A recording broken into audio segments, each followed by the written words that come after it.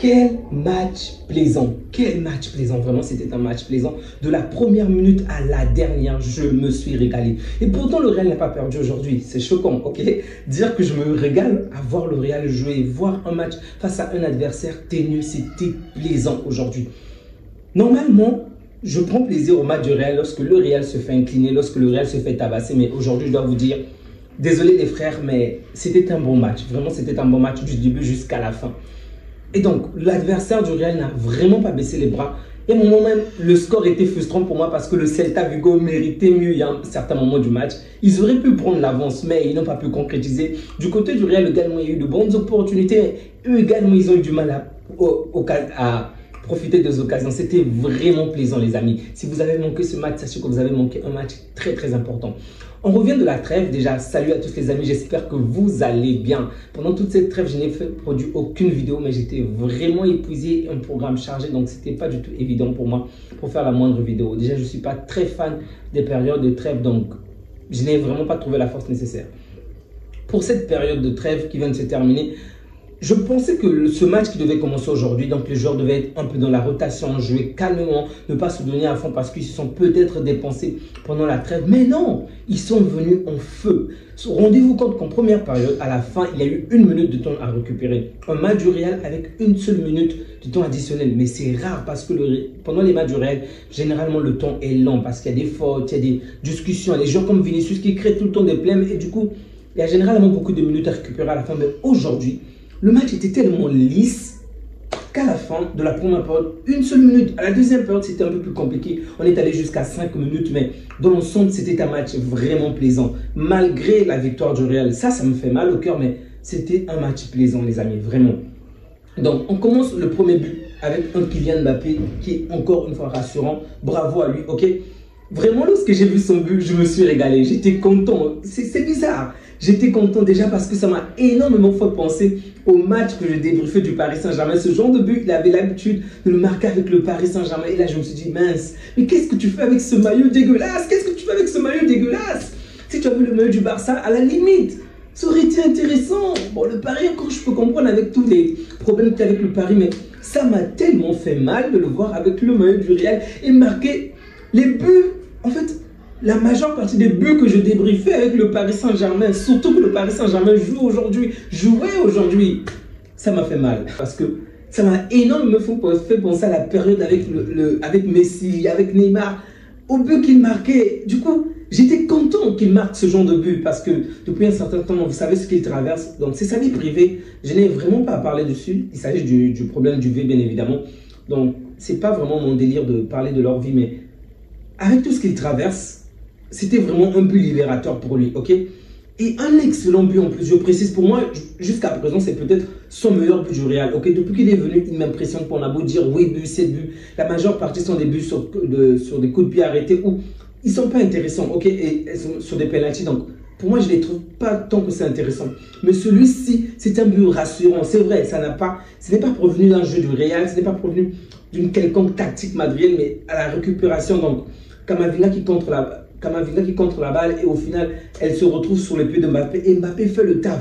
Vraiment, j'ai aimé la finition. Ça m'a vraiment fait penser au Paris Saint-Germain, mais j'étais triste de le voir porter le sale maillot du Real. Ok, donc Mbappé qui marque le premier but lors de la première période, mais il y a un point que j'aimerais souligner sur cette première période. J'ignore si c'est lié à la trêve internationale ou potentiellement au Ballon d'Or qui sera offert à Vinicius dans quelques jours. Il y a eu de la frustration. Vous allez me dire, mais c'est normal que les gens puissent être frustrés. C'est normal qu'à un moment ou à un autre, on puisse péter les plombs. C'est normal dans toutes les relations, il y a des moments où il y a des hauts et des bas. Et aujourd'hui, j'ai vu un gars qui ne se dispute pratiquement pas. Un gars qui est généralement lisse sur le terrain, se mettre en colère contre Vinicius. Je parle bien évidemment de Bellingham. J'ignore si c'est le Ballon d'Or qui est à l'origine de cela. J'ignore si c'est juste sur ce match. Je ne vais pas aller en besogne sur ce sujet, mais je n'ai pas vu ce genre de choses l'année dernière, ok? Même lorsque le Real galérait, même lorsque c'est Vinicius qui marquait, que Bellingham ne faisait pas grand-chose, il gardait son calme. Déjà, l'action de Vinicius, bon, Vinicius aurait pu faire la passe et il aurait pu marquer, c'est vrai. Mais on ne peut pas en vouloir également à Vinicius parce qu'il avait pratiquement éliminé 3 joueurs. Il se retrouve pratiquement seul avec le gardien. Donc, c'est très difficile en étant un attaquant qui doit marquer, de faire la passe à l'autre. Ce que je comprends. Donc, dans les deux cas, Les deux points de vue sont compréhensibles parce que s'il fait la passe, évidemment, son coéquipier va certainement marquer. Mais lui également, ne pas tenter cette chance-là, c'est pratiquement criminel, ok? Mais j'ai vu Bellingham se mettre tellement en colère, il parlait seul encore et encore. Je n'avais jamais vu Bellingham manifester ce genre de caractère. Donc, j'ignore si c'est le ballon d'or qui est à l'origine ou s'il y a des choses en cachette dans le, on va dire, dans... C'est les choses au vestiaire que nous ignorons, vraiment, je ne sais pas. En deuxième période, il n'a peut-être pas manifesté des signes de frustration, mais j'ai vu une autre action où il va dans la surface, ok? Du côté droit, je pense, du côté droit, sauf erreur de ma part. De l'autre côté, il y a Vinicius. Au milieu, devant avoir Mbappé, mais il était un tout petit peu en arrière. Il a la possibilité de faire la passe à Vinicius pour que Vinicius également termine, mais il a voulu terminer tout seul l'action. Je me suis dit non, c'est pas le Bellingham de la saison dernière. Le Bellingham de la saison dernière aurait éliminé et fait la passe. Il aurait trouvé un compagnon pour faire marquer. Mais celui-ci est allé jusqu'au bout. Et Carlo Ancelotti, qui n'est pas très émotif, a célébré l'action. Da Fonseca pouvait dire ouais, c'est très bien à Carlo Ancelotti de célébrer ce genre de choses, même s'il n'a pas marqué. Mais je me suis dit non. Je ne sais pas si je ne vais pas en délire, mais Carlo Ancelotti est très rarement émotif. Ok, aujourd'hui, il se met dans des émotions très, on va dire, il était très haut. Alors que c'est une action plutôt banale par rapport à ce genre de joueur. J'ignore s'il y a des pépins entre eux, mais je sens qu'il y a quelque chose. Ok, il y a Anguille sur roche et je ne sais pas ce qui va se passer, mais j'ai hâte de voir ce que ça va donner. En tout cas, si ils sont en désaccord, ça ne peut que nous arranger pour le Classico, les amis. Ça ne peut que nous arranger. On va bien les taper. Bon, aujourd'hui, on ne pouvait pas compter sur le Celta Vigo pour écraser nos ennemis, mais c'est pas grave, c'est pas grave. Demain, on va revenir. Peu importe le score de demain, on va vous taper, on va vous taper. On est en colère, donc soyez certains, les amis, que je suis vraiment chaud. Je vous dis, je suis vraiment chaud pour ce Classico parce qu'il y a de bonnes nouvelles comme le retour d'un certain Olmo, le retour pour des entraînements d'un certain Gavi. Et ça me fait déjà plaisir. Ils n'ont pas encore joué, mais je sais que ça sera différent avec ces joueurs sur le terrain. Donc, alors que le Real termine la première partie avec le score de 1-0, en deuxième période, le match est toujours électrisant. Vraiment, c'était un bon match, ok? Et finalement, un Mingueza, vraiment, bravo, parce qu'il a fait un très bon match. Si le match s'est terminé sur un score de parité ou si le Celta Vigo avait remporté le match, j'aurais dit que Mingueza est l'homme du match, sincèrement.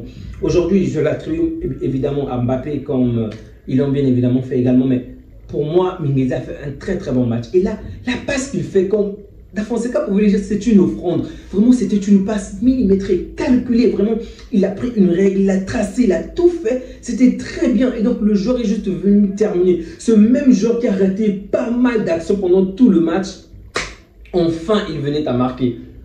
Le pire, on le sort, on met d'autres joueurs, le 9. Lui également commet les mêmes erreurs. Oh, j'étais choqué de voir de quelle manière ils ont manqué des actions tellement simples.